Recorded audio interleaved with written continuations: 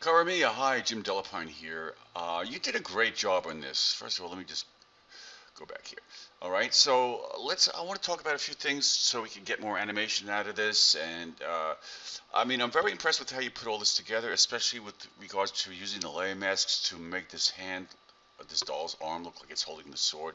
Really good. So let's see how we can improve the animation aspect of this and have more fun with this. So I do note, if I zoom in here, I know that this looked a little odd, so I looked at this more carefully. And I note that you have this in luminosity mode, so let's put this into normal mode. All right, something like this is fine.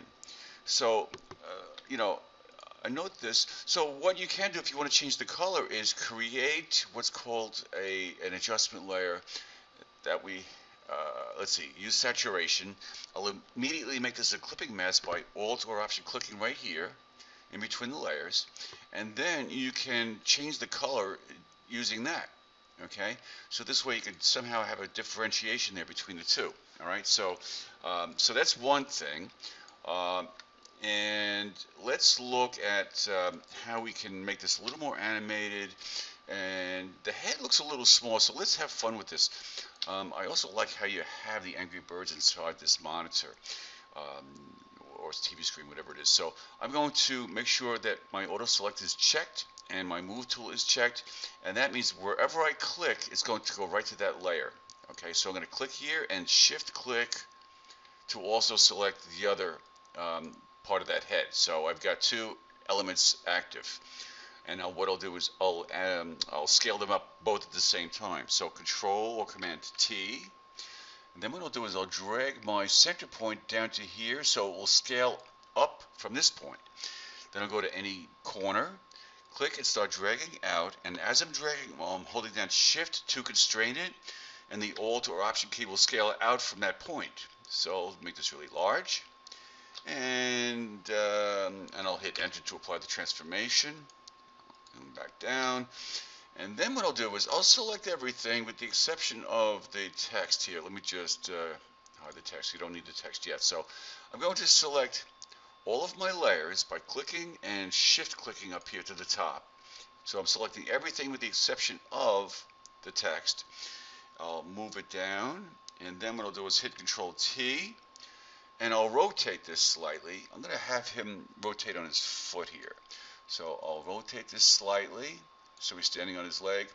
See what I'm trying to do here? I'm trying to get more action and animation and so on and so forth. So I'll hit Enter and to apply that transformation. Oh, look at this arm. This arm doesn't really seem to quite fit in here. So let me show you a little something here. Let me click away and click on this arm layer. And then I'll go to Edit, Transform, Warp. Okay. So this gets a little tricky if you're familiar with the Bezier curve and how the pen tool works in Illustrator with the handles. You'll understand this, but it's still tricky. So I want to get this arm a little wider to look like it's fitting inside this armor. All right, this part I don't care about. That works fine, but this part here, you kind of have to fiddle with this. So I'm gonna like pull this down a little bit, maybe pull this down, maybe not that, and then. I'm just doing a little bit at a time. So it looks like if I pull this down here, right on this line, see I'm pulling it down, and it's a little odd. It's a little weird, so you kind of have to experiment a little bit. I'm going to pull this back out, so it's fiddling, and experimenting. And I guess that looks okay. Something like that. Okay. So I'll hit Enter. So this is before Control Z and Control Z and after. Okay. So you may want to start to do something like I can click this and shift click this to select both the arm and the sword, and Control T and rotate that a little bit, even though I just warped that or distorted it. You can rotate that up or down. All right, and note that I brought the center point over, so let me undo that. You may want to take this element here, let's see, and I don't know, rotate that and see how that looks, and fit that in there somewhere. I mean, we could do something later on you know, and let's see, how would you make this look like it's being held?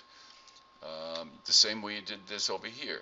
I mean, this is kind of an odd little thing here, so I don't know what to, let's see here. If I did this and selected the layer mask, I may want to, making sure, of course, that it's 100% hardness, I may want to zoom in and hide this portion to reveal a piece underneath to make it look like it's being held.